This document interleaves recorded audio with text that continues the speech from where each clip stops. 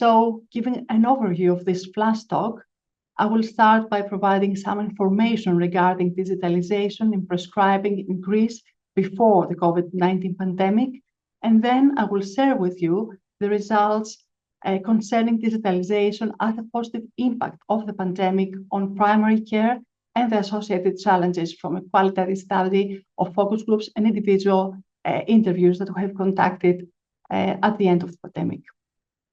So, in order to give you the idea of what was going on with prescribing in my country, an e-prescription system for doctors became compulsory back in 2012, replacing 100 prescriptions and diagnostic test referrals that was available at that time.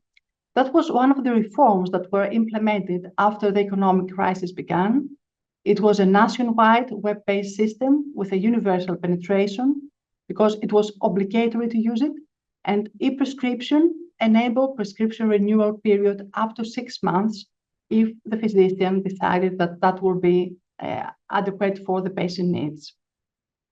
Although this system started in 2012, and although a wide range of tools were available, many functions were not implemented because of many different issues like resistance from professional groups, safety and data protection issues, even inertia.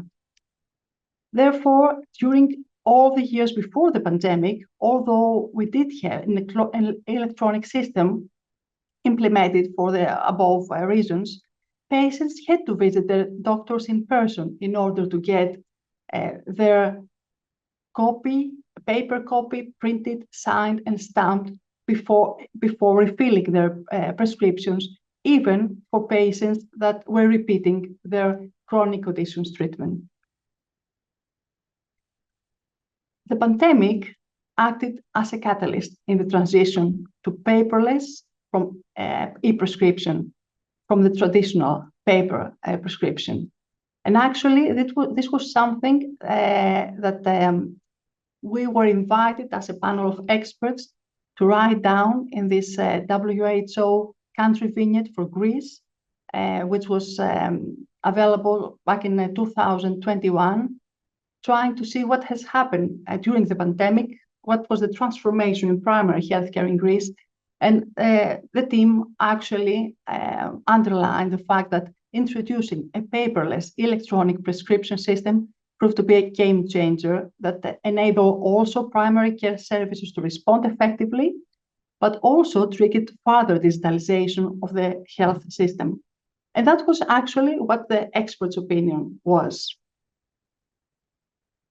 Therefore, at the end of the pandemic, we have decided to conduct a national study, a qualitative study, about the impact of the COVID-19 pandemic on primary health care.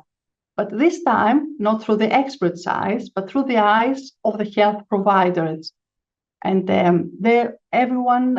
people from different disciplines were invited. So people that were working as nurses, physicians, also public health nurses, were invited to share their opinion in 4 focus groups, where 24 participants were involved, and 17 individual semi-structured interviews from people working in different areas in Greece. So I'm not going to go through the full list of the positive impact and the negative impact that came through this qualitative analysis, but I'm going to introduce you to the findings that had to do with the first thing that most of the participants outlined, and had to do with the acceleration of digitalization in primary healthcare. So, in terms of describing how this was perceived by the health workers in primary healthcare, 4 different sub-themes actually emerged.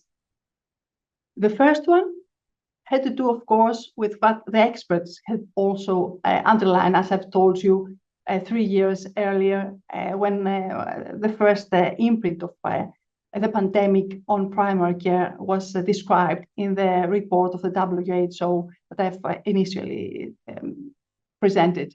So introduction of paperless remote prescription was one of the breaking through innovations that all health workers realized and described. And they definitely thought that that was a very positive change in the system for both the health workers and the patients.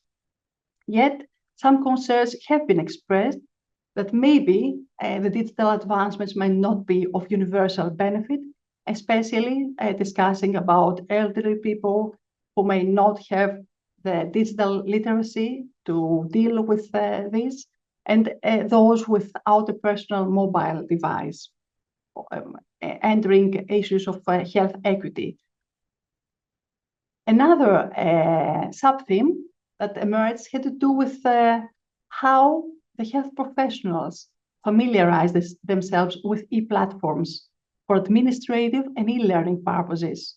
So that was something, although we did have available all these free of charge platforms before, it was the pandemic that actually made us use them and actually made us realize that maybe sometimes it's unnecessary to travel.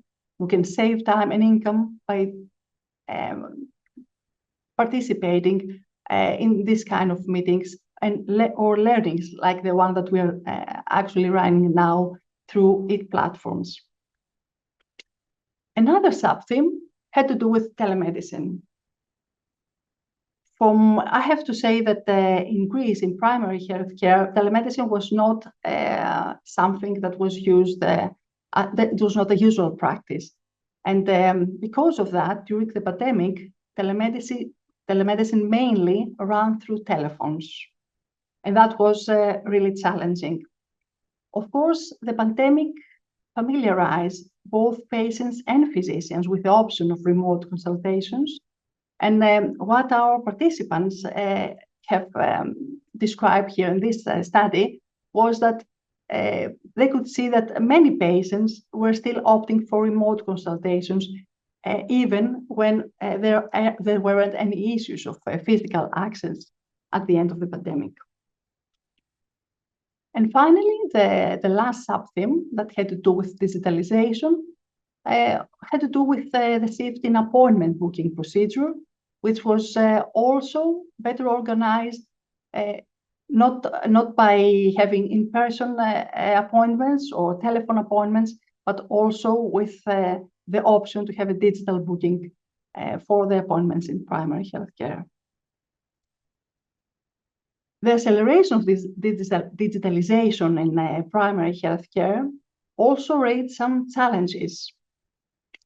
And the challenges that were described and emerged through this qualitative research had to do, first of all, with literacy, health literacy and system literacy in patients that was considered extremely important in order to empower them to achieve their active participation in healthcare through the safe utilization of novel digital breakthroughs.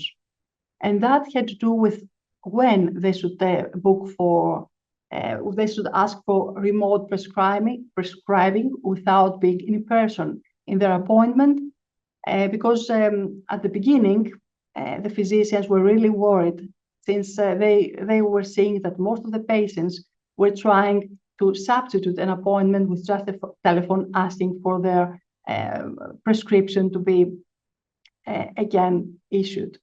And of course, there are all these other issues, all these other capabilities that digitalization, technology, e-health has to offer us. So there are also issues of system literacy that we have to augment for our patients, for the citizens.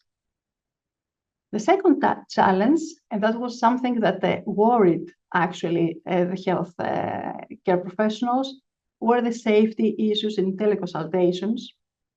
They were really concerned about patient safety during the telephone, especially teleconsultations, since no direct contact had become the norm, and they were really afraid that medical errors could happen. And the third challenge that was also underlined from some health workers had to do with the fact that they also need continuous training in order to catch up with health digitalization. So issues of digital literacy are also important for people, for the primary healthcare workforce.